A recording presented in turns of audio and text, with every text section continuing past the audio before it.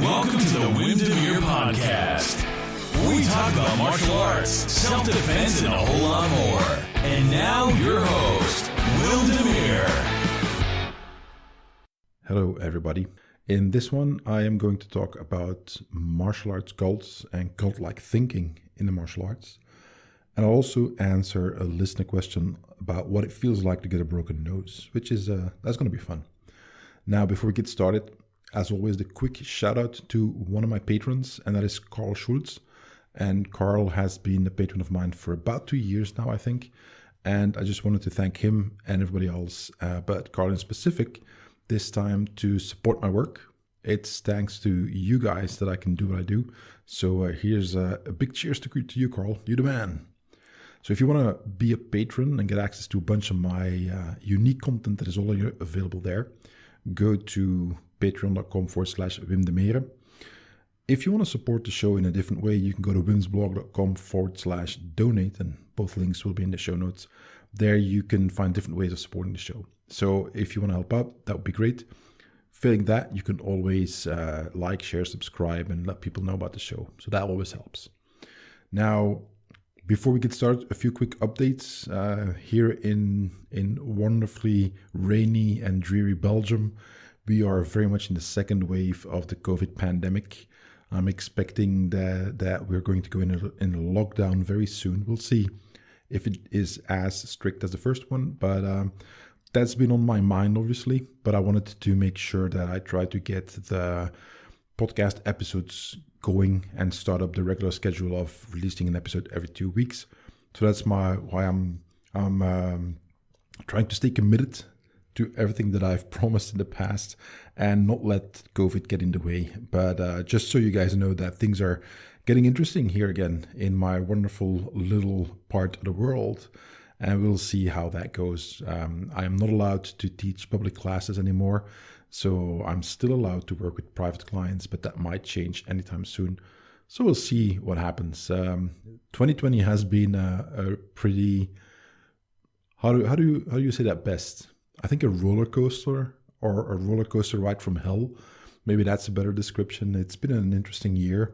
So we still have the U.S. elections coming up in a few weeks. So that'll be interesting at a minimum. So I think the world is going to go insane very soon. It already has in many ways, but yeah. So what I'm doing, and I hope you're doing well to stay level-headed in all this insanity that is happening around us. What I'm doing is I'm focusing on projects. So I released my online untitled.com website.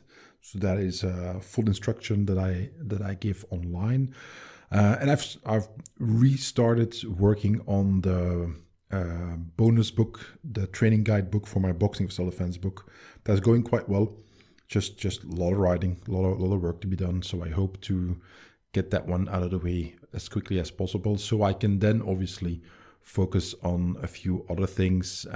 The second boxing for self-defense book, basic self-defense book, and I mean a bunch of stuff that I want to do. And I found that if I'm not allowed to work and I'm in lockdown and I have to stay at home, then I'll just do stuff like that. So that's the first thing that I wanted to mention. Something else, if you guys are into mixed martial arts, I just started up a second podcast, and that's the Mma Formula Podcast. So Mma Formula. If you look for it in the podcast engines, you'll find it. And if not, check out the link in the show notes, and you'll find it there. So I separate those things because this podcast is about martial arts and self-defense and related topics. MMA is a sport, it's a combat sport, so I don't think there's going to be a huge overlap between the audiences, but there might be. So that's why I'm mentioning it. So that's what I've been doing. I started a second Patreon for Mma Formula, and the main thing that I do right now over there is knockout analysis. I enjoy that. I think it's a lot of fun to do those kind of things, and people enjoy the knockouts in MMA. So what I'm doing is looking at knockouts that happen in UFC fights and other fights, and then break them down like, okay, what exactly happened and why did it work? And basically also, how can you apply the same principles, concept, and techniques and setups for your own training? So I've got a YouTube channel going along with that also, obviously. But that's a lot of fun. I enjoy that. I never saw combat sports and traditional martial arts as, mutually exclusive. I always enjoyed doing and training into both of them. And this is just another extension of that. Right, so that's it about the updates. Let's get into the main portion of the podcast, and that is cults and cult-like thinking in the martial arts. I was asked this question recently, and that's why I'm talking about it now in the podcast. I thought it would be an interesting topic. I had a friend who was in a martial arts cult. We haven't spoken in a while now. He lives in a different country. I kind of lost track a little bit. But he was in a martial arts cult, and he talked about that a little bit. It was obviously not a positive experience.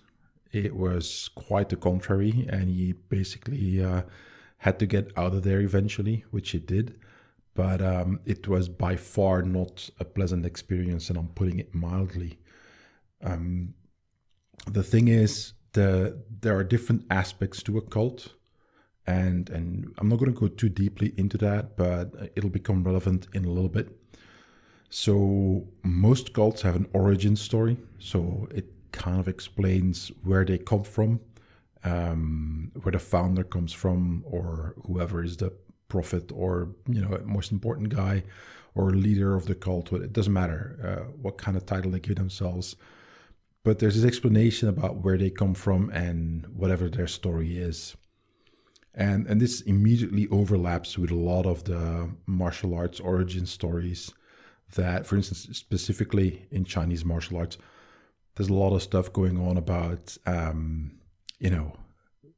the founder of an art saw, a snake and an eagle fight, and he based his techniques on that, which is, in my opinion, that is complete and utter nonsense.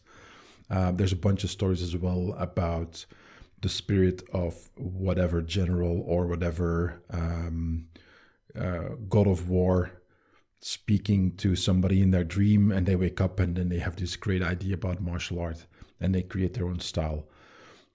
All that kind of stuff. I wouldn't say it's, I don't say it doesn't exist in the sense that it could not exist at all. It wouldn't be possible. What I'm saying is that is dubious at best.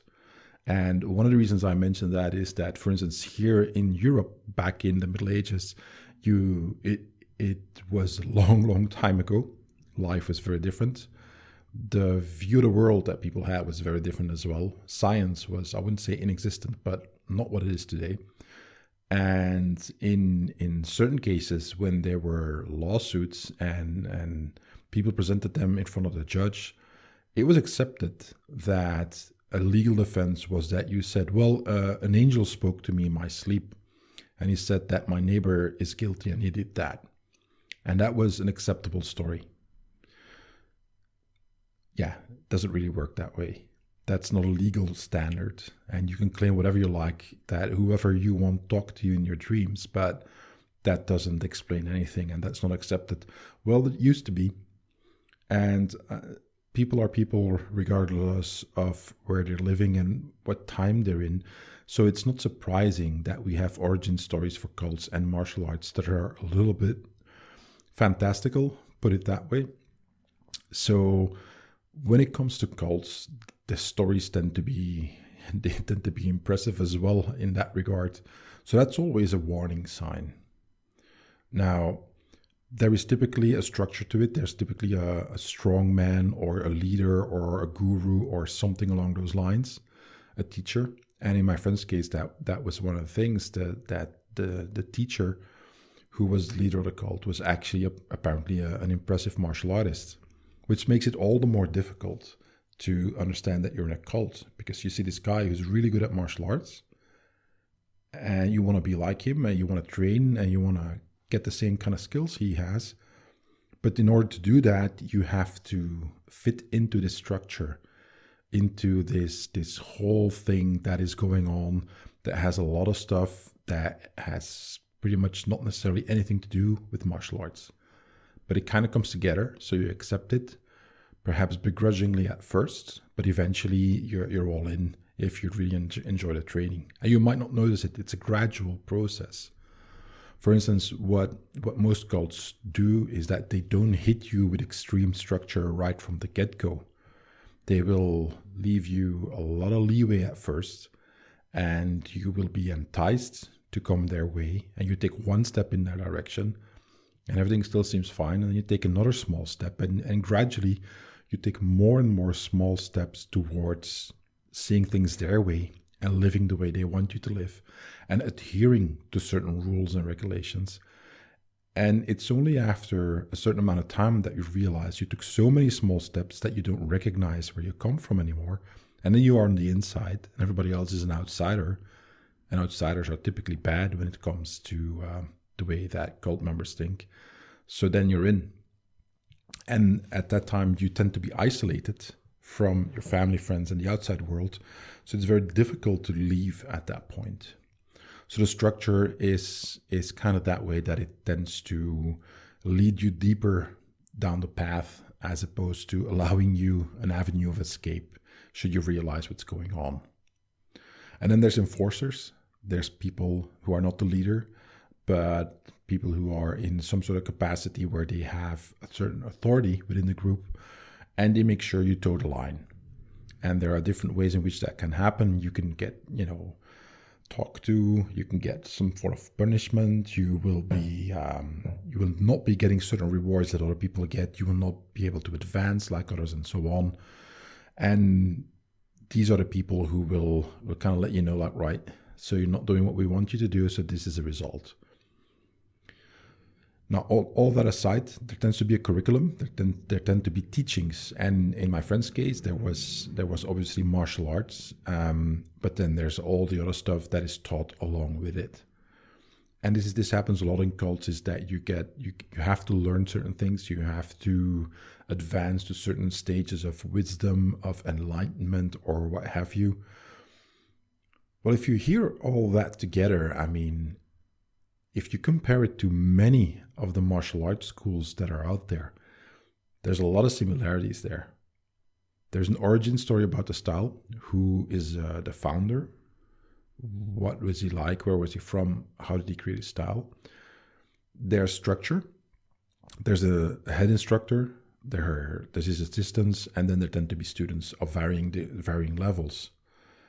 And then you have enforcers, and that is typically the senior instructors or the assistants who tend to keep you in line, because the head instructor tends to be busy doing a lot of stuff. So he's not necessarily the one who will, tell you to get back in line, but many times it's the assistants. There is a curriculum, there's a syllabus, there's stuff you need to learn, and it is structured in a certain way so that you can advance in the art. The point with all this is that it's very easy to turn a legitimate martial art into a cult because it lends itself to it. And as my friend experienced, that was an extremely negative experience for him, and it took a lot for him to eventually get out. And some people didn't get out, and it's never without damage. You don't get out, in one piece. There's always a price to pay. I've seen similar things, not full-blown cults in martial arts, but similar things, certain schools, certain systems that had a lot of cult-like thinking, and discussion was not authorized, or at the very least not appreciated. And if you went against the teacher or you disagreed with something, it was just like not done. It was just like no. And I've seen a bunch of teachers over the years who would basically use their position as instructor to make people do whatever they wanted them to do. Now, I'll give you an example. And this is why it's difficult to talk about this stuff, because it tends to be nuanced. And it's not black or white. There are really good teachers out there who tend to be very strict disciplinarians, but that is the way they learned it, and that is the way they teach it. But they are definitely by no means a cult. And then vice versa. there's people who use that front basically to get rich, or at the very least earn a decent living without doing all that much work, and they can make people do whatever they wanted to do. Now, one of the examples is that I was in a certain school and just visiting, and everybody was extremely rigid with the protocol. Now, it was a Japanese style, and that was, that was not the main issue, but Japanese styles tend to have a lot more etiquette because the Japanese society and culture has a lot of etiquette. And there are reasons for that. But when you're living in the West, you're not living in Japan, you cannot just simply expect everybody to adhere to those protocols and understand them and be able to live with them and use them correctly 100% of the time. It's you if you never lived there, and my girlfriend lived in Japan for many years, and I know more people who also lived there for years on end. It's one of the most difficult things to learn as a foreigner is what the etiquette is like, and how many obligations you have, and how you exactly fill them in, and how easy it is to make a faux pas and insult somebody unintentionally, because it's just so very, very complex. And many Japanese actually struggle with that as well. Well, let alone some kid who comes to a martial arts class 2 or 3 times a week, and there's this incredibly strong etiquette and protocols, and he was like, what the hell is going on here? And that's what I saw. There was this class going on, and near the end of the class, there were 2 brown belts, and they were practicing kata, and it was a weapons kata. And now, it was a modern jiu-jitsu style, traditional jiu-jitsu, and they had a fake knife, a fake firearm, a fake sword, and so on. So just training weapons that were there. And as happens with many Japanese styles, there was a lot of formality. They would bow a certain number of times. They would be at a certain distance. They would align the training weapons at a certain spot, at a certain distance next to them, and so on. And that it took them several minutes to get ready. But there was this kid who, as far as I know, wasn't even a student, who walked on the mat and touched one of the weapons.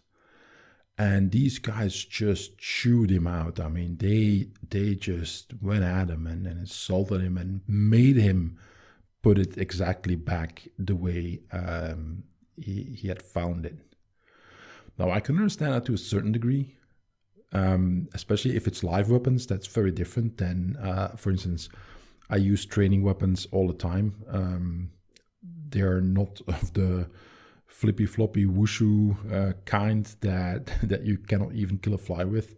Relatively rigid metal weapons that are not sharpened, but doesn't mean you can't injure, hurt, or even kill somebody with them. So I don't let anybody touch them. In class, you don't touch the swords of somebody else, period. There's reasons for that. Now, if it's a rubber knife that bends underneath the slightest pressure, I think it's a little bit different.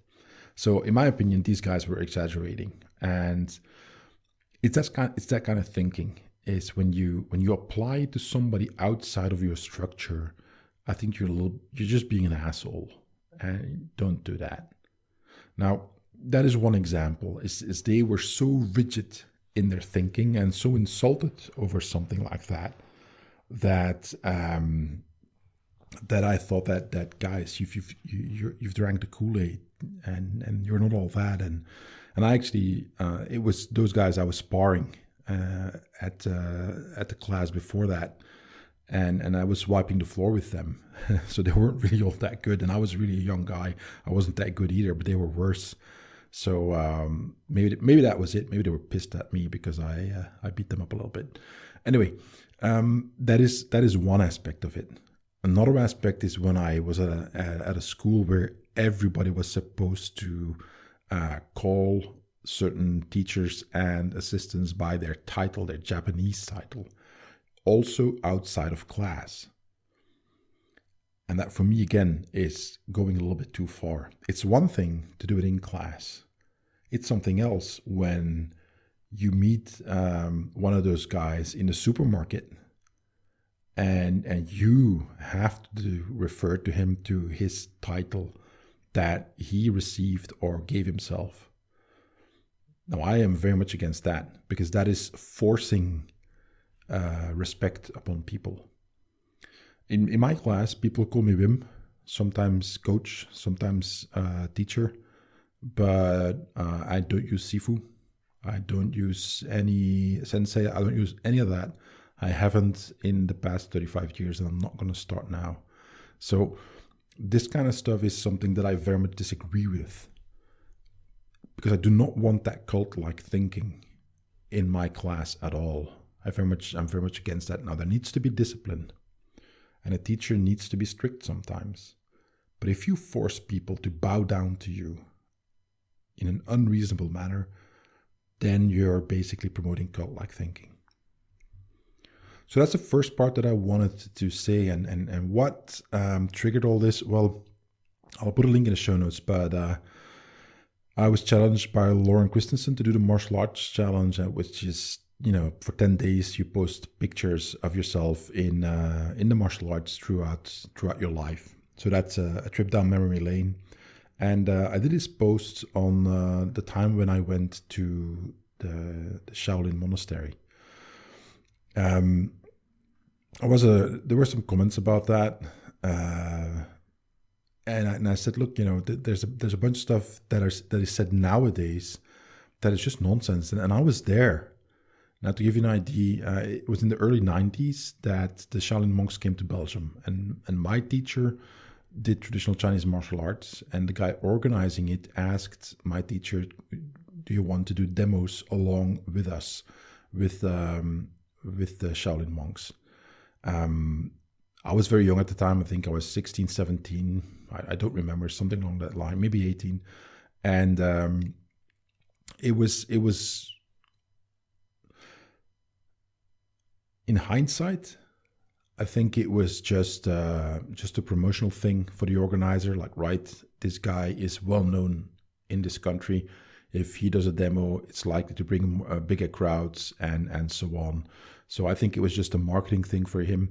Regardless, we did a bunch of demos with them all over Belgium. They came to our school, did a private demo for us, and then we went to dinner together with the monks. And they actually stayed at the place of one of the people who was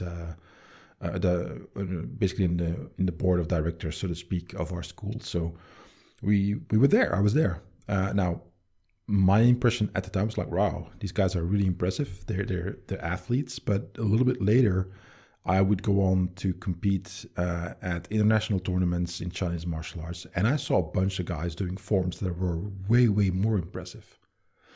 Now, when you looked at what they were doing, the Shaolin monks, I'm not saying it's easy. I'm not saying they're not, incredible athletes, but compared to what I saw afterwards, they were by far not standing head and shoulders above those guys. So that was one aspect that opened my eyes a little bit. And then the second thing was also that we did a demonstration with them, and then afterwards they did a seminar, which was, I think, an hour and a half, 2 hours, I don't remember. But the only thing we did was basic techniques. They didn't do a single self-defense application, nothing. And from some of the things that I saw them do, and I was like doing choreographed fights, so demos, basically demonstrations where you choreograph a fight and so on. What they did, they would pull their techniques and basically have this typical Chinese melodrama that it's over the top acting. And if you want to understand what I mean, look up Charlie Chaplin, Harold Lloyd, those kind of black and white movies. That kind of fights and taking those kind of falls, that's what they tended to do. And in a Facebook post, I have a YouTube link to one of the demos. Now, in my school, we did those kind of choreographed fights as well. And nowadays, it's very silly when you watch that. I laugh, I cringe a little bit too. But back then, guys, this is pre-internet. This is the 80s and the 90s. Martial arts was very different back then. People don't understand. They weren't there. Now, We did those fights as well, but we actually, I mean, my teacher, I did many demos with him. He hit you and he kicked you hard, and if you didn't block or didn't dodge, you didn't stick to the choreography. Well, then you went down. I mean, I did one demo at the Belgian Nationals, and I'd just broken up with my girlfriend back then, and I was not in the game. I mean, my head was at all not in the game, and he did a kick, a roundhouse kick, and I was supposed to dodge to the right. I dodged to the left, and he just kicked me in the head, and I was on the floor counting stars. He'd punch real hard, and he could hit really, really hard. One of my demo partners as well, he did a saber and spear demo with my teacher, and at one point my teacher came too close with the saber, and it wasn't sharpened, but it was metal. It was it couldn't chop your neck off, but it could really dent in your neck and crush everything that it hits. And my partner, he got a sword cut in the mouth, and a piece of his tooth was chipped off. So that kind of stuff happened in our demos. Well, nothing like that with the Shaolin monks. So that was a huge disappointment when I saw that, okay, what these guys are doing is impressive, but where's the martial arts? Where's the fighting part? And then a few years later, I went to China, and I went to Shaolin Monastery. And I was also incredibly disappointed what I saw there. First of all, they asked the monks, we didn't get to see any, because they asked a lot of money back then for a 15-minute demo. So we were like, okay, we're not paying that. But we already saw a bunch of schools that were located outside of the Shaolin Monastery, where there was just hundreds and hundreds of students just doing the same forms, just for hours on end. I saw a Sancho or a Sanda class going on, and these looked to be, students my age or older, so late teens, early 20s, and supposedly been training there for a long time, and it wasn't impressive at all. So, and I was like, what is going on here? Is this the famed Shaolin? So disappointing. Now, all that, how does this relate to the cult-like thinking? Well, if we go to the monastery and its history, it is explained that it was destroyed multiple times in history, and eventually it was burned down, pretty much completely destroyed. Now, the communists in China grabbed power. Mao seized power, and I'm going to put it very mildly, but he was not a big fan of religion. And Shaolin monks, the word says it itself, it's a monastery, so it's a religious order. Yeah, he didn't like that at all. So there was a cultural revolution as well, which is basically along with that came a ban on martial arts. And eventually modern Kung Fu, Wushu, was created, which was basically a watering down of all the styles that existed and organizing them and taking out the effective parts and leaving in the health aspects, the sportive aspects, and the nationalistic tendencies and so on, so that people had something that is uniquely Chinese, that they could be proud of, but that they couldn't use it to fight the government because the fighting part was taken out of it. Now, apparently many martial arts teachers would keep on teaching behind closed doors or mostly do underground teaching. But as far as we can tell, Shaolin was the same thing, that the monks were arrested, whoever was left, and they couldn't teach.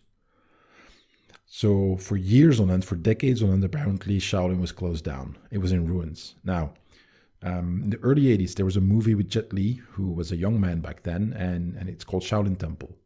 And it was shot on location, and there are reports from the crew there that said that, wow, this temple is in ruins, and there's almost nobody here.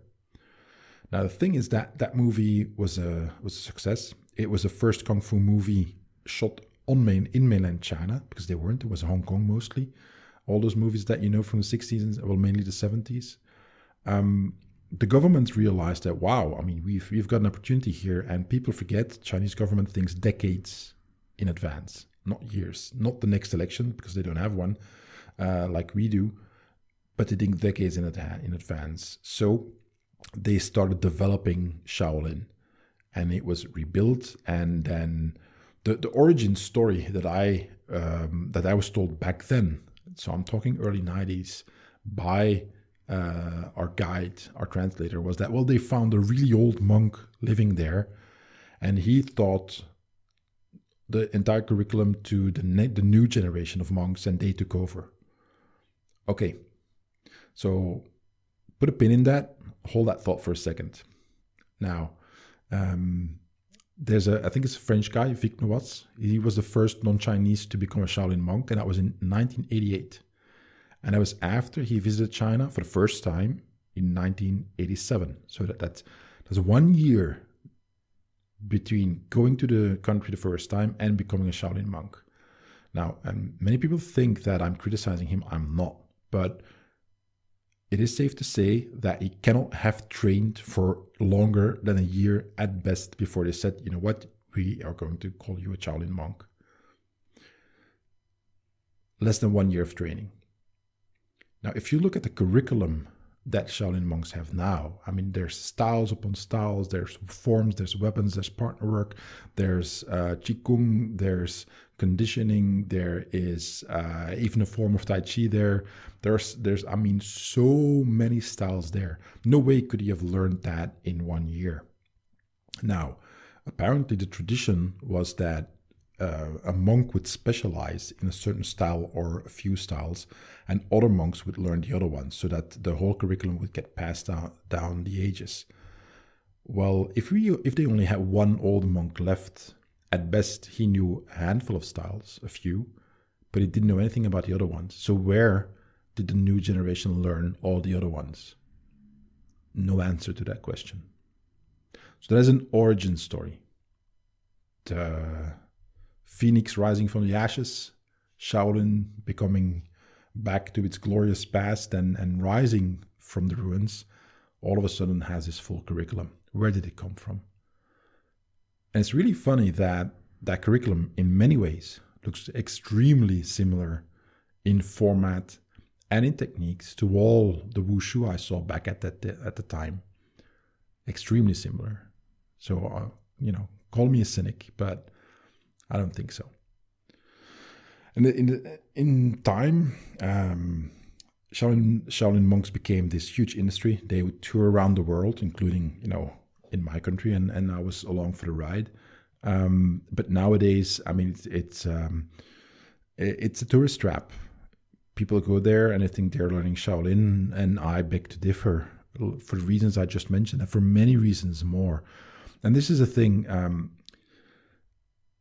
It's typical for a lot of places on this planet, but the Chinese tend to have a kind of a habit of rewriting history, and this goes back a long, long time. When an emperor came to power, he would rewrite history to fit his narrative, and so on. So doing historical research is extremely difficult when it comes to Chinese, because that tendency, but also in the case of Shaolin specifically, the claim was that the monastery was burned down in the previous century, and a lot of the records were destroyed. So there is no proof of anything. So where did everything come from? Where does that curriculum come from? Who knows?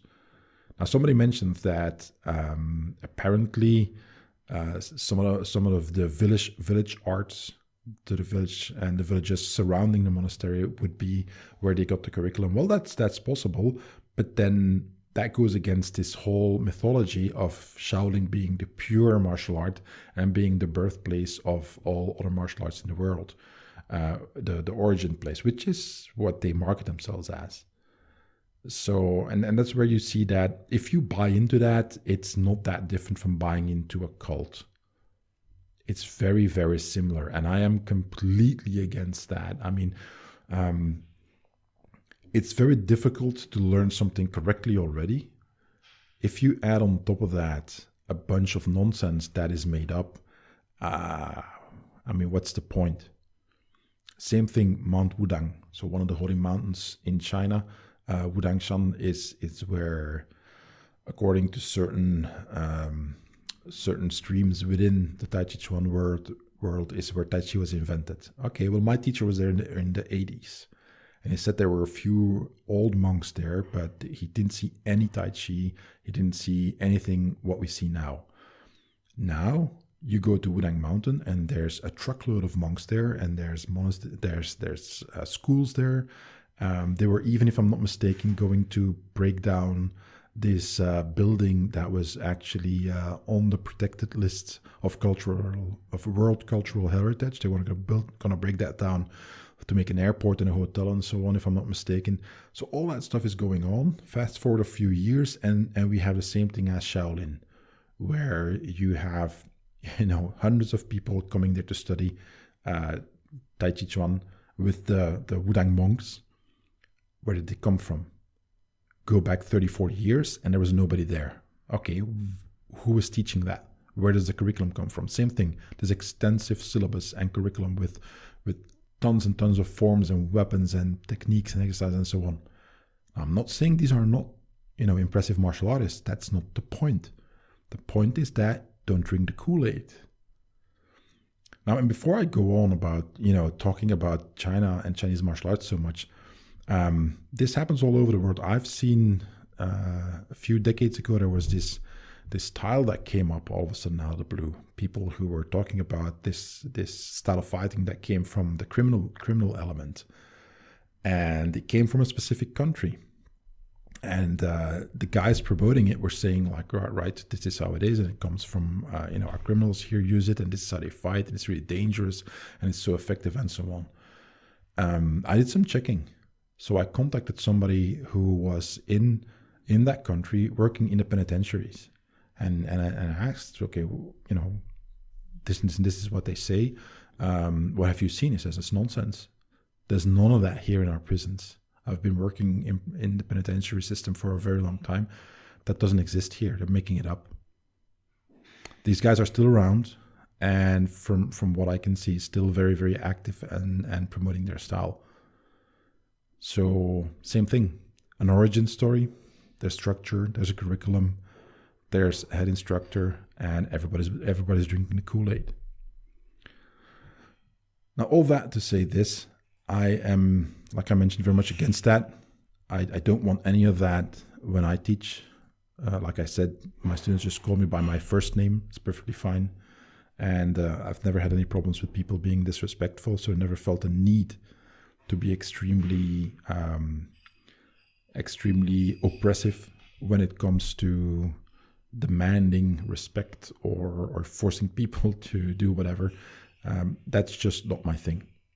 So if that's you, and if you are more into it, that's fine. I mean, you do you, I do me.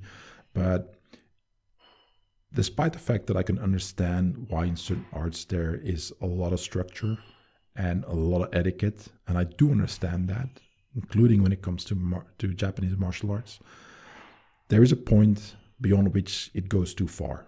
And that is what I'm talking about. So if you think that is not you, then I'm not talking about you. If you know that you are doing these things for the right reasons, then that's perfectly fine. And if you understand the etiquette and the history of your style, I don't mind. I'm not talking about you. I'm talking about the guys who are ripping people off. I'm talking about the teachers who are basically using their students in a really negative way. Right. So that was the part about cults and cult-like thinking. There's so much more I could say, but we're already running over time. So I'm going to quickly skip to the Q&A. So as always, guys, if you have questions you'd like me to answer in the podcast, let me know. And you just send me a direct message on my Facebook page or let me know, just whatever. So I got a question from Evan, and he asks, Wim, what does it feel like to get a broken nose? And I had to laugh when I got that question because it's a fun question. First time I got my nose broken, I think I was 17 or 18. I was in a mosh pit at a party, and somebody hit me and broke my nose. And it didn't feel like much. I saw the little flash of lightning in front of my eyes, and that was it. It was broken. And went to the doctor, and he said, it's straight enough. We don't have to do anything. Fine. My nose was broken a bunch more, And the worst break was when I was doing my instructor's certification exam. That was for the Kung Fu style I was learning. We'd been doing the exam for many hours. I think it was about 6 hours or something. And I was exhausted. And then we did sparring. So glove up, shin guards on, and start sparring. And I was so tired that my opponent was doing a high kick. And it was coming to the right side of my face. Instead of dodging to the left, I dodged to the right. Just smack his shin into my nose. Now, apparently, it was like the letter Z. It was just all crooked, all over the place. I felt the flash of lightning again. I shook my head, and I was good to keep on going. It was a solid kick, but it wasn't the worst of all. But I just had the flash, didn't go down or anything. I shook my head, and I wanted to keep going. But my opponent said, told my teacher, hold on, look at his nose. My teacher put me on the ground, gave me a stick to bite down on, and he put it back in place. And that was it. We went to the hospital afterwards, and I said, could you look at my nose? Because it was broken, and they put it back. Do I need to do anything? And also, could you check my wrist because it's hurting a little bit? The nose, they couldn't do anything. They said, it's fine, it's put back in place. We don't have to do anything anymore. You'll just have a swollen nose for a while. My wrist was busted up, and I left the hospital in a cast, my left arm in a cast. So what does it feel like to get a broken nose? The nose in and of itself getting broken, it's cartilage, so it's not a big deal. The main thing is afterwards, is that I couldn't breathe correctly anymore after the last time, and eventually I had to have surgery to open up my airways in my nose. And that sucked. There was no fun in that surgery at all. I still have problems in my ears because of that surgery. So the broken nose in and of itself it's not necessarily a huge deal. It's how is it broken? Well, if somebody punches you so hard that your nose breaks and you get knocked out, the knockout is actually usually worse than the broken nose. Same thing if somebody else elbows you or kicks you in the face so hard that he breaks your nose, then yeah, that's it. Then you the knockout and the damage done to your brain is typically worse than that broken nose. Now, if it's a cut that cuts the nose open and breaks at the same time, that's different. So if you're just bleeding out of your nostrils, and if the cartilage on the inside is all messed up, that's one thing. But if it's an open cut, for instance, with elbows, that sometimes happens, that's different. You have to get that fixed right away. I mean, I would advise anybody to immediately go see a doctor if your nose is broken, if it's put back in place correctly or not, because once the swelling starts, they really can't put it back in place directly anymore. Typically, it needs to be done right away. So that's it. I would worry more about what caused your nose to be broken and what additional damage does it do, as opposed to, oh my God, my nose is broken. Again, look up the anatomy of a nose, and you'll see that the part that actually usually did what we call a broken nose, it's not a bone, it's not broken at all. To break the part of your skull that is bone where your nose sits, that's a little bit more difficult. It's a lot more difficult to break that, and we're talking like you would need an impact weapon like a baseball bat or something, or a hammer, to break that. The cartilage itself doesn't really break as such. I mean, it's broken nose, and it's not a good term. So most of all, try not to get hit that hard. That's the main thing. And if it does happen, know that nowadays we tend to have really good surgery that they can fix whatever the damage is if it's a broken nose and straighten it out again. I've got a bump in my nose that didn't go away. I mean, they put everything back in place so I could breathe again, but I don't have a straight nose anymore. It's not as bad as it could be, but it's not how it used to be before. It was splattered all over my face.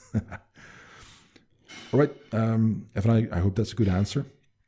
Everybody else, I'm going to call it for this episode. So as always, like, share, subscribe, join me on social media. Go to the Patreon, go to the donation page. All the links are in the show notes.